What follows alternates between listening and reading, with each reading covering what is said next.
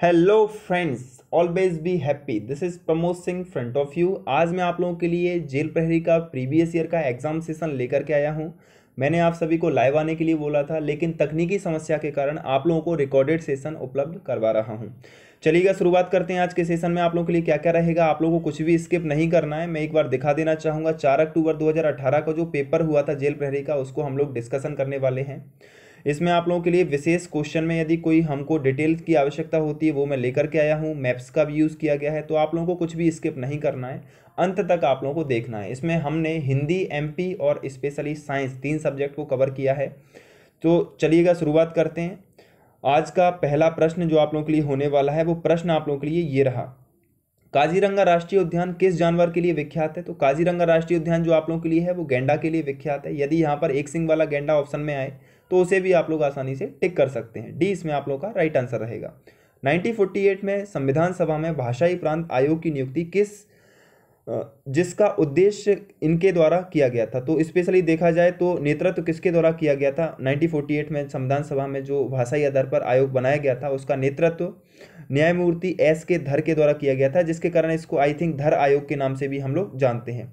मध्य प्रदेश के किस जिले में गन कैरेज फैक्ट्री स्थित है? तो गन कैरेज फैक्ट्री एमपी में आप लोगों का जबलपुर में लोकेटेड है। मध्य प्रदेश में कौन सी जनजाति नंदना प्रिंट के कपड़े पहनती है? तो मध्य प्रदेश की जो भील जनजाति है, जो कि काफ़ी अधिक मात्रा में मौजूद है, ये नंदना प्रिंट के ही कपड़े पहनती है। सी इसमें आप लोगों का सही आंसर रहेगा। मध्य प्रदेश के किस जिले में मार्च 2018 में 5वां नदी महोत्सव आयोजित किया गया था?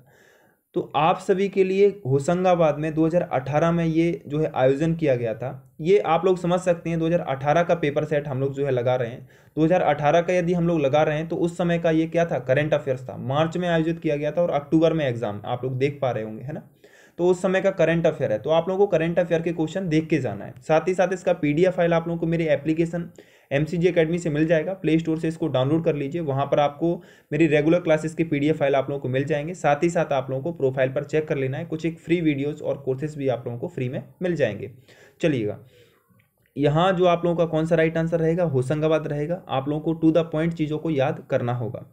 1959 में पंचायती राज स्थापित करने वाला प्रथम राज्य आप लोगों का कौन सा था? तो 1959 में पंचायती राज्य स्थापित करने वाला राज्य जो आप लोगों का था वो राजस्थान था। प्रश्न यदि एमपी से बने, दो बातों का ध्यान रखना है। एमपी में 1981 में जो आप लोगों का था वो स्वीकृत किया गया था। यहाँ डेट और शब्दों का विशेष रूप से ध्यान देना। 1981 में एमपी में इसको स्वीकृति दी गई थी और लागू होने की बात की जाए तो 24 जनवरी 1994 को ये एमपी में लागू किया गया था। ये एमपी में लागू किया गया था। दोनों बातों को ध्यान रखना। स्वीकृति पूछी जाए तो 1981 में, लागू पूछा जाए तो आप लोगों का 1994 में। अगला प्रश्न आप लोगों को क्या कहता है? अगला प्रश्न, अवसर की पूर्व संध्या पर बच्चों को राष्ट्रीय बहादुर पुरस्कार से वार्षिक रूप में सम्मानित किया जाता है। तो आप लोग देखते हैं गणतंत्र दिवस पर सम्मान और समारोह का जो है सिस्टम रखा जाता है। वी इसमें आप लोग का राइट आंसर रहेगा। मध्य प्रदेश में राज्य पक्षी महाशीर किसके जीन से आप लोगों की संबंधित है? तो ये जो जीन आप लोगों का है वो टोर जीन से रिलेट करता है। डी इसमें आप लोगों का राइट आंसर रहेगा। प्रस्तावना में जो वर्ड हम लोगों ने लिए हैं, जो न्याय, सामाजिक, आर्थिक और राजनीतिक, ये आदर्श वाक्य जो लिए गए हैं वो कहाँ से लिए गए हैं? ये जो आपके हैं वो रूसी क्रांति को रिलेट करते हैं। वी इसमें आप लोगों का सही आंसर रहेगा।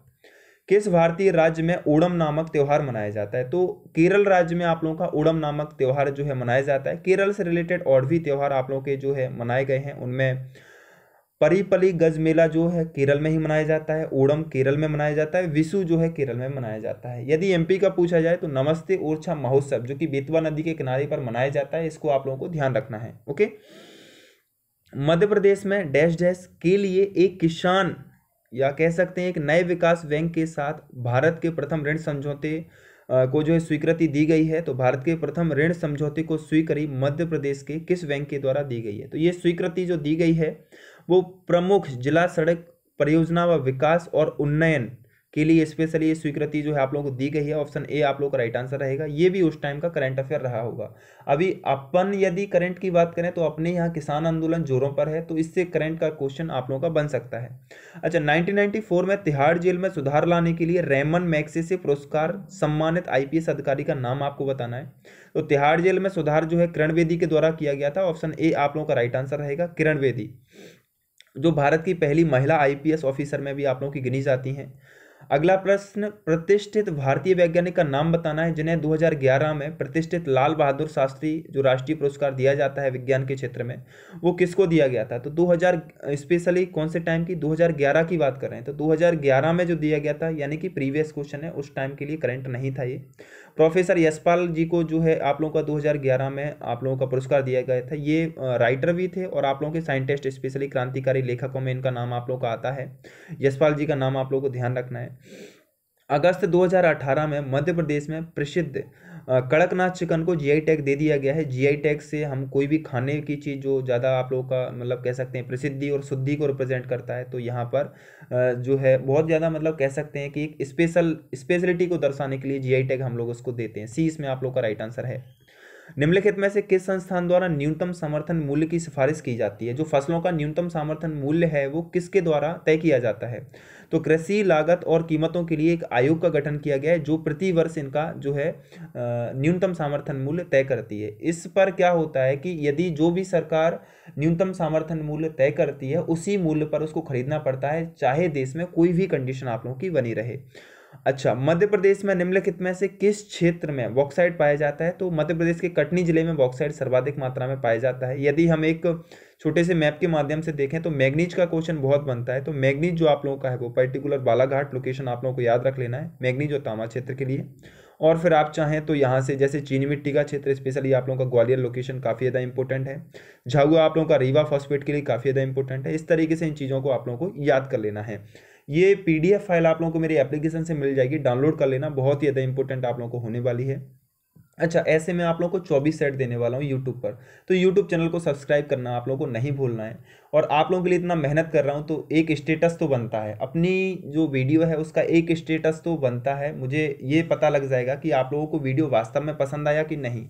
साथ ही साथ कमेंट करके आप लोगों को बताना ज़रूर है कि आप लोगों को पसंद आया कि नहीं। जो विद्यार्थी मेरे से रेगुलर पढ़ते हैं अनअकैडमी पर, वो इस पर ऑलवेज बी हैप्पी ज़रूर लिख करके जाएंगे, जिससे मुझे ये पता लग जाएगा कि आप लोगों ने कंप्लीट वीडियो को वॉच किया है। अच्छा, निम्नलिखित में से कौन सी नदी अमरकंटक पठार से उद्गमित नहीं हुई है। तो आप सभी को पता है कि बेतवा जो आप लोगों की है वो रायसेन से उद्गमित हुई है। तो ये आप लोगों का अमरकंटक पहाड़ी से नहीं है। बाकायदा नर्मदा है, सोन है, जोहिला है, ये आप लोगों की अमरकंटक पहाड़ी से उद्गमित हुई हैं। यहाँ पर आप लोग देख सकते हैं नर्मदा और सोन आप लोगों का यहाँ पर रिप्रेजेंट हो रहा है। ये अनूपपुर आप लोगों का स्पेशली लोकेशन पड़ती है, तो वहाँ पर इसका ये पूरी की पूरी चीज़ आप लोगों को रेड करना, स्पेशली रीड करना पड़ेगा, ठीक है। अच्छा, निम्नलिखित में से कौन सा संस्थान सिंचाई दक्षता सुधार परियोजना के लिए आर्थिक रूप से मध्य प्रदेश की मदद करने के लिए सहमत हो गया है। तो वो संस्थान का नाम आप बताएं। एशियाई विकास बैंक है, जिसने भारत में स्पेशली एमपी को लोन देने के लिए जो है हाँ कर दी है। तो एमपी बहुत ही भाग्यशाली माना जाए इस विषय के लिए, ऐसा मैं समझता हूँ, ठीक है। अच्छा, मध्य प्रदेश के भारतीय विमानपत्तन प्राधिकरण द्वारा निम्नलिखित में से कौन से एक परिचालित हवाई अड्डे का स्वामित्व और रखरखाव किया जाता है। तो खजुराहो को जो हवाई अड्डा है उसका स्पेशली मैनेजमेंट जो है आप लोगों को भारतीय विमानपत्तन प्राधिकरण के द्वारा किया जाता है। डी इसमें आप लोगों का गुड आंसर रहेगा। मध्य प्रदेश के किस शहर में नवंबर 2017 में 62वीं सीनियर राष्ट्रीय कुश्ती चैंपियनशिप की मेजबानी की थी। तो एमपी का जो इंदौर है, जहाँ के लड़के बहुत ही ज़्यादा अपने आप को इंटेलिजेंट मानते हैं ना, तो ये जो आप लोगों का है, यहाँ के लड़के बहुत पढ़े लिखे होते हैं, मेरे कहने का ये मतलब है। ऑप्शन ए जो है आप लोगों का राइट आंसर रहेगा। 2017 में जो है 62वीं सीनियर कुश्ती चैंपियनशिप की मेजबानी इंदौर के द्वारा की गई थी। अभी हमने एमपी और स्पेशल नॉर्मल जो जीएस आती है वो हमने एमपी फर्स्ट सेट जो है कंप्लीट किया है। अब हम हिंदी और साइंस को देखते हैं। हिंदी में देखिएगा, बहुत ही आसान प्रश्न आए हैं। वीरपुत्र को जन्म देने वाली माता को वन वर्ड में आप लोग क्या कहेंगे। तो बाली माता के लिए स्पेशली वीर प्रशु नाम से आप लोग यहाँ पर संबोधन कर सकते हैं ऑप्शन के अकॉर्डिंग, और मुझे कोई ज़्यादा सुटेबल नहीं दिख रहा है। बात को समझने की कोशिश करना है ना। इंधी द्विधारी तलवार है, कहीं पर भी चल जाती है। अच्छा, ओछा, तो ओछा का विलोम आप लोगों को बताना है। ओछा प्रवृत्ति मतलब छोटी सोच वाला अपन लोग कहते हैं, गंभीर प्रवृत्ति का व्यक्ति इसका विलोम होता है। संवाद के लिए संधि विच्छेद आप लोगों को बताना है। तो सम प्लस वाद, इसमें कौन सी संधि है आप लोग मुझे कमेंट करके जरूर बताएंगे। कमेंट करके ये जरूर बताएंगे कि संवाद में कौन सी संधि आप लोगों की है। जो विद्यार्थी मुझे रेगुलर देखते हैं ये सिर्फ उनके लिए है, और जो पहली बार देख रहे हैं वो भी कमेंट करके आंसर दें। भाई आज वीडियो को नहीं फैलाया तो फिर आप लोगों को मोटिवेशन कहाँ से आएगा। Please always be happy and motivated रहना। जीवन में कुछ भी करना है ना तो मोटिवेट रहना बहुत ज़्यादा ज़रूरी है, बहुत ही ज़्यादा ज़रूरी है। बी पॉजिटिव रहना, ठीक है। चलिए, चिड़ी मार का सामाजिक विग्रह आप लोग देखेंगे तो चिड़िया को मारने वाला आप लोगों का क्या कहलाता है? चिड़िया को मारने वाला चिड़ी मार कहलाता है। अच्छा, अंधे को दो आंख मिल जाना, भाई अंधे को दो आंख मिल जाना मतलब उसकी मनोकामना पूरी हो चुकी है। सी इसमें आप लोगों का राइट आंसर रहेगा। ईश्वर दत्त का समास विग्रह निम्नलिखित में से कौन सा है? तो दत्त आप लोग समझ चुके होंगे, दिया हुआ, तो ईश्वर के द्वारा दिया हुआ आप लोगों का डी राइट आंसर रहेगा। संशय के लिए सही संधि विच्छेद आप लोग चुने। संशय के लिए तो सम प्लस है, इसमें भी कौन सी संधि है आप लोग कमेंट करके बता देना मुझे। आन प्रत्यय से बना कौन सा शब्द है जिसमें आन प्रत्यय का हमने यूज किया है? वो है आप लोगों का उड़ान। वी इसमें आप लोगों का राइट आंसर है। B is your good answer. ओजस्वी का निम्नलिखित में से कौन सा विलोम शब्द है? ओजस्वी का विलोम पूछा था। ओजस्वी का विलोम जो आप लोगों का होगा वो ओजहीन होगा। ओजहीन प्रवृत्ति का व्यक्ति ओजस्वी का विलोम होगा। साग सब्जी खाने वाला शाकाहारी और मांस को खाने वाला मांसाहारी, तो यहाँ पर शाकाहारी। बहुत ही सरल प्रश्न पूछे गए। अच्छा, दुख के लिए पर्यायवाची कौन सा होगा? दुख के लिए जो पर्यायवाची आपका होगा कष्ट है, क्लेश है, वेदना है, ये आप लोगों का दुख के लिए पर्यायवाची शब्द होने वाला है। और दुष्ट के लिए यहाँ पर दुख पूछा गया था, अगला दुष्ट के लिए, तो यहाँ से आपको टॉपिकों को पकड़ना है। आप लोगों को ये नहीं पकड़ना कौन सा प्रश्न आया था, आपको टॉपिक पकड़ना है कि कौन से टॉपिक से क्वेश्चन आप लोगों को आ रहे हैं, है ना। तो यहाँ पर दुष्ट के लिए पूछा गया है, और दुष्ट के लिए हम लोग देखें तो दुर्जन, अधम और नीच, ऑप्शन बी आप लोगों का गुड आंसर रहेगा। अभी उपसर्ग से बना निम्नलिखित में से कौन सा है जिसमें अभी उपसर्ग का प्रयोग किया गया है? तो अभिराम आप लोगों का जो है अभी उपसर्ग से बना हुआ है। सी इसमें आप लोगों का राइट आंसर रहेगा। सो उपसर्ग से बना शब्द निम्नलिखित में से कौन सा है? सो उपसर्ग से बना शब्द इसमें सुफल है, सु प्लस फल। ऑप्शन को ध्यान से पढ़ना, नहीं तो आप लोग अपना दिमाग बाद में लड़ाए ना। देख लो साकेत नगरी है यही, स्वर्ग से मिलने गगन में जा रही। तो भैया एक कोई भी नगरी मिल गई होगी जिसमें बड़ी बड़ी इमारतें, उसकी तुलना स्वर्ग से कर दी है ना, बहुत ही बड़ा चढ़ाकर उसको बता दिया। तुलना नहीं, मैं बड़ा चढ़ाकर बताने की बात कर रहा हूँ। तो यहाँ पर अतिशयोक्ति उसकी दे दी गई, बहुत लंबी लंबी फेंकी गई। ठीक है, एक और इसका उदाहरण आप लोगों ने सुना होगा, पड़ी अचानक नदी अपार, घोड़ा कैसे निकले पार, तब तक राणा ने सोचा इस पार, तब तक चेतक था उस पार। यानी जब तक राणा ने सोचा इस पार, तब तक चेतक था उस पार। तो भैया कितनी लंबी फेंक के दी है ना, तो ज्यादा फेंकते हैं तो उस कंडीशन में आप लोगों की अतिशयोक्ति अलंकार आप लोगों की होती है। वी इसमें आप लोगों का राइट आंसर रहेगा। सिर पर बैठियो खाग, यानी कि हमारे सिर पर एक कौआ बैठा हुआ है जो कि आंख दो खात निकारत, यानी हमारी दोनों आंखें निकाल के उसने खा ली। ये कितना खतरनाक सीन है ना। तो इसको देख करके हमारे मन में जो है एक ऐसा भाव आ रहा है, जुगुप्सा, बीभत्स जुगुप्सा, है ना। तो बीभत्स रस का यहाँ पर संचार होगा। सी इसमें आप लोग का राइट आंसर रहेगा। जुगुप्सा इसका क्या रहेगा? स्थायी भाव आप लोग का रहेगा। अब बात करते हैं विज्ञान डिस्कस किए गए हैं। आप कहेंगे सर हमने तो कुछ किया ही नहीं। आप लोगों को करना कुछ भी नहीं है, सिर्फ आप लोगों को प्रेम पूर्वक वीडियो को सुनना है और मित्रों के साथ शेयर करना है और कुछ नहीं करना है। आप लोगों को एक लेवल पता लग जाएगा कि जेल प्रहरी का पेपर आता कैसा है। ठीक है, चलिएगा। पूछा गया है आप लोगों का उपकला ऊतक से रिलेट करता है। उपकला ऊतक जो आप लोगों का है वो शारीरिक स्तर पर आप लोगों का कार्य करता है। तो पेशी ऊतक हमेशा गतिशील प्रवृत्ति का होता है। पेशियां जो आप लोगों की होती है ना, आप लोग जॉइंट्स जहां यूज किए जाते हैं वहां गतिक प्रकृति की होती है, जैसे कि कोहिनी और घुटने हम लोग यहाँ पर कह सकते हैं ना। अच्छा, क्लोरीन की परमाणु संख्या 17 आप लोगों की दी गई है और द्रव्यमान संख्या आप लोगों को स्पेशली यहाँ पर आप लोगों की 35 है। तो भैया यदि एक आप लोगों का परमाणु होता है, उसके नाभिक में आप लोगों का प्रोटॉन और न्यूट्रॉन होता है। आप लोगों को परमाणु संख्या दी गई है, कितनी दी गई है परमाणु संख्या? परमाणु संख्या स्पेशली उसके द्वारा कितनी दी गई है भाई? 17 दी गई है ना। हाँ, 17 यदि परमाणु संख्या आप लोगों की दी गई है। परमाणु संख्या यानी कि उसकी प्रोटोनों की संख्या। जब प्रोटॉन का नंबर दिया गया है तो आप लोग न्यूट्रॉन नंबर कितना निकालोगे? न्यूट्रॉन कितना आ जाएगा? 18। तो आप लोग चेक कर लीजिए इसमें कौन सा होगा। न्यूट्रॉन का नंबर जिसमें 18 होना चाहिए, न्यूट्रॉन का नंबर तो 3 में 18 है, न्यूट्रॉन का नंबर 18 होना चाहिए। फिर दूसरी चीज़ आप लोग चेक कर लीजिए, प्रोटॉन का नंबर 17 होना चाहिए, क्योंकि जो परमाणु संख्या होती है वो प्रोटॉन का नंबर होता है। तो प्रोटॉन का नंबर 17 होना चाहिए। प्रोटॉन का नंबर 17 और इलेक्ट्रॉन का नंबर 18, यानी कि पर्टिकुलर देखा जाए तो यहाँ पर आप लोगों का जो है डी वाला ज़्यादा बेटर लग रहा है। मुझे डी वाला जो है ज़्यादा बेटर लग रहा है, क्योंकि इलेक्ट्रॉनों की संख्या और प्रोटॉनों की संख्या मोस्ट ऑफ कंडीशन में अधिकांशतः समान ही होती है ना। डी इसमें आप लोगों का ज़्यादा प्रॉबली मुझे राइट आंसर लग रहा है। अगला प्रश्न क्या कहता है? एक निकाय समुद्री जल में तैरता है, समुद्री जल में तैर रहा है लेकिन नदी में आकर के डूब जाता है। भैया समुद्री जल में तैर रहा है और नदी में आकर के वो डूब जाता है। क्यों डूब जाता है? क्योंकि देखो कोई भी वस्तु को यदि किसी भी, जैसे कि ये जल है और इसमें किसी भी वस्तु को डूबना है ना, तो उसका घनत्व जल के घनत्व से अधिक होना चाहिए। अब नदी के पानी का घनत्व क्या है, समुद्र के जल की अपेक्षाकृत कम रहता है, यानी कि समुद्र के जल का घनत्व अधिक रहता है। तो कोई एक कागज़ का टुकड़ा था और उसका घनत्व जो है नदी के जल से तो कम था, तो भैया वो यहाँ पर तो तैर रहा था, लेकिन भैया वो आप लोगों का सॉरी समुद्र में तो वो आप लोगों का तैर रहा था, समुद्र में तो आप लोगों का तैर रहा था, लेकिन नदी में जैसे ही वो आप लोगों का गया, नदी में उसका घनत्व नदी के पानी से अधिक था, तो वो आप लोगों का डूब गया। तो फाइनली यहाँ पर आप लोगों को समझना क्या है, यहाँ पर आप लोगों को फाइनली समझना ये है कि जो भी हम लोग यहाँ पर यूज़ करते हैं, फाइनली जो भी हम लोग यहाँ पर यूज़ कर रहे हैं वो 83 के अकॉर्डिंग बी राइट आंसर रह गया, यानी कि समुद्र के जल का घनत्व नदी की तुलना में आप लोगों का अधिक होता है। और ये कंसेप्ट आपको रट लेना है कि कोई भी वस्तु तभी डूबेगी जब उसका घनत्व जिस चीज़ में हम लोग डुबा रहे हैं उससे आप लोगों का ज़्यादा होना चाहिए। ठीक है, चलो, माता पिता अमीबा के 3 लगातार द्विआधारी विखंडन से बनी अनुजात अमीबा की संख्या। वायु का क्वेश्चन है, टू द पॉइंट आप लोगों को याद करना पड़ेगा, 8 आप लोगों की होती है और इसमें मैं आपकी कोई सहायता नहीं कर सकता, क्षमा चाहूँगा इसके लिए। निम्नलिखित में से किस एक सुझाव द्वारा जल जनित रोगों को रोका जा सकता है? तो जल से होने वाले रोगों को रोकने के लिए सुरक्षित पानी पिएं, इससे आप लोगों का काम हो जाएगा। ऑप्शन बी इसमें आप लोगों का राइट आंसर रहेगा। अच्छा, आप सोच रहे थे कि हम इनका आंसर दें, तो भाई आप लोग इनका आंसर आसानी से वीडियो को पॉज कर करके आसानी से दे सकते हैं, या इसकी पीडीएफ फाइल वहाँ से डाउनलोड कर लें मेरे एप्लीकेशन से, फिर आप लोग लगा करके देखें, तब भी आप लोगों का काम हो जाएगा। ओके, निम्नलिखित में से कौन मनुष्य की आहार नली का एक हिस्सा नहीं है? तो मनुष्य की आहार नली का हिस्सा कौन सा नहीं है? भैया आप लोग खाना खाते हो तो सोचते होंगे कि श्वास नली उसी का हिस्सा है, भैया श्वास नली उसका बिल्कुल भी हिस्सा नहीं है। ऑप्शन ए इसमें आप लोगों का गुड आंसर रहेगा। पशुओं का भोजन जिसमें कम फाइबर और अपेक्षाकृत उच्च स्तर का प्रोटीन होता है, तो उसको हम लोग सांद्र कहते हैं, कॉन्स्टेंट कहते हैं। सी डी इसमें आप लोग का जो है उचित आंसर रहेगा।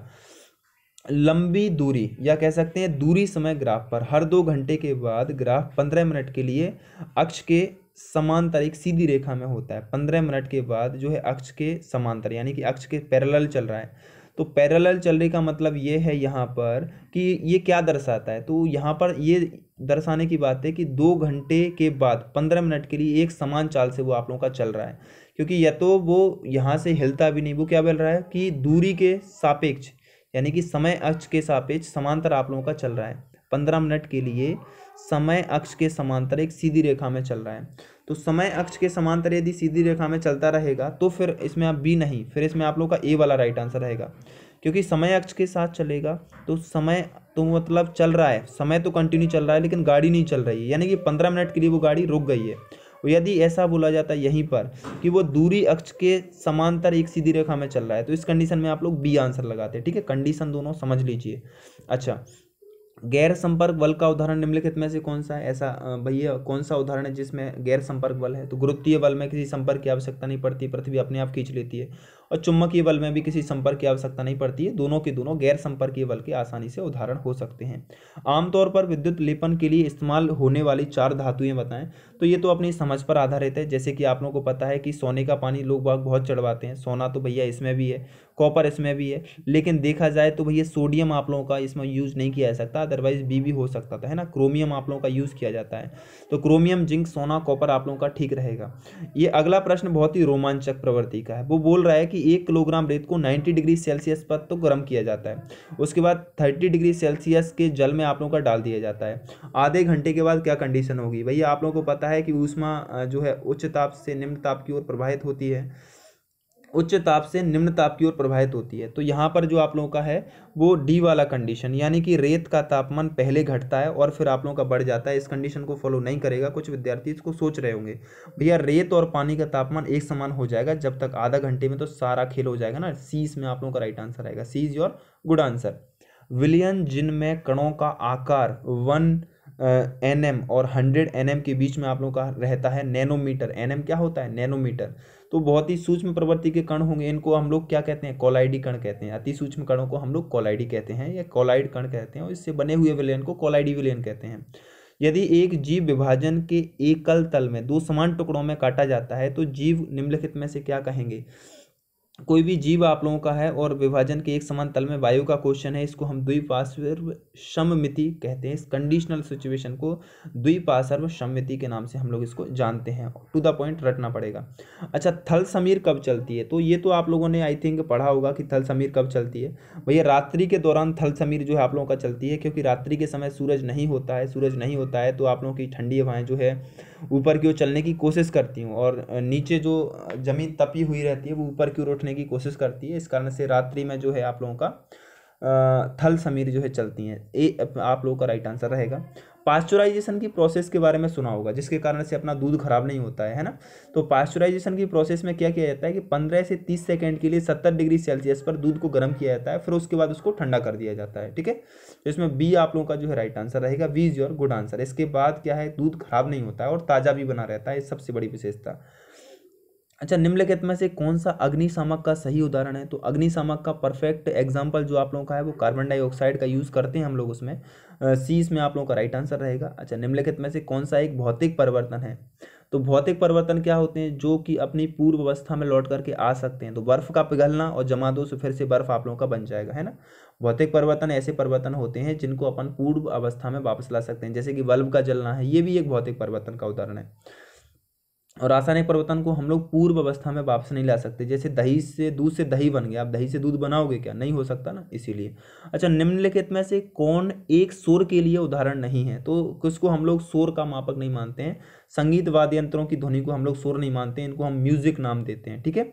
अच्छा, एक तरल के क्वथनांक के लिए निम्नलिखित कथनों में से कौन सा कथन सही नहीं है? तो तल के बॉइलिंग पॉइंट के लिए कौन सा ठीक नहीं है? यह कमरे के तापमान पर निर्भर करता है। ये कमरे के तापमान पर बिल्कुल भी निर्भर नहीं करता है। ये वायुमंडलीय दाब पर निर्भर करता है, तल की शुद्धता पर निर्भर करता है, तल की प्रकृति पर निर्भर करता है कि वो किस तरीके से जितना जल्दी बॉयल होगा, ये उसकी ऊपर निर्भर करता है कि वो कैसा जल है ना। वायुमंडलीय दाब पर भी निर्भर करता है, क्योंकि ऊंचाई बढ़ने के साथ साथ आप लोगों को जो है पहाड़ों पर आप लोगों को बताया गया जल्दी उबलने लगता है, तो इसी कारण उबलने लगता है ना। तो ये बातें आप लोगों को ध्यान रखना है। इसमें किस पर निर्भर नहीं करता है? तो कमरे के तापमान पर वो निर्भर नहीं करता है। अच्छा, यहाँ पर जो प्रश्न है वो बड़ा ही डाउटफुल था, इसको मैंने काफ़ी टाइम टेकिंग लिया। यहाँ पर आप लोगों से पूछा था कि जो आप लोगों का सोडियम कार्बोनेट है, इसमें आप लोगों को अणुसूत्र ज्ञात करना था। तो इसके अणुसूत्र को आप लोग देखेंगे। वैसे आप लोग अणुसूत्र ज्ञात करने के लिए क्या किया जाता है, जो भी अणु उसमें दिए हुए हैं ना, उनको आप लोग सिर्फ उनके द्रव्यमान को जोड़ देते हो, क्योंकि आप लोगों को परमाणु द्रव्यमान के अकॉर्डिंग ध्यान रखना है ना, द्रव्यमान इकाई ज्ञात करना है।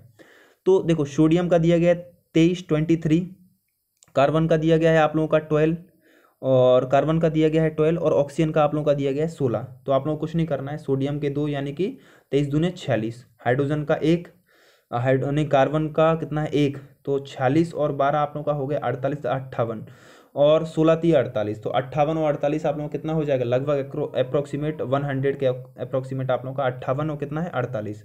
तो आप लोग देख लीजिए 58 और 48 लगभग 105 106 के लगभग आप लोगों का जा रहा है। लेकिन ऐसा इसमें ऑप्शन नहीं है। यहाँ पर एक हाइड्रोजन लिखा हुआ है, हाइड्रोजन से आप लोगों का पूरा खेल बिगड़ रहा था, और हाइड्रोजन यहाँ पर यूज़ नहीं हो रहा है। हाइड्रोजन यदि लिखा गया है तो इसका मतलब ये आप लोगों का किस प्रकृति का है? ये आप लोगों का डिहाइड्रेट प्रकृति का है। डिहाइड्रेट वाली कंडीशन में 286 होता है, इसको आप लोग रट लेना 286, यानी कि इसका बी ऑप्शन राइट आंसर है।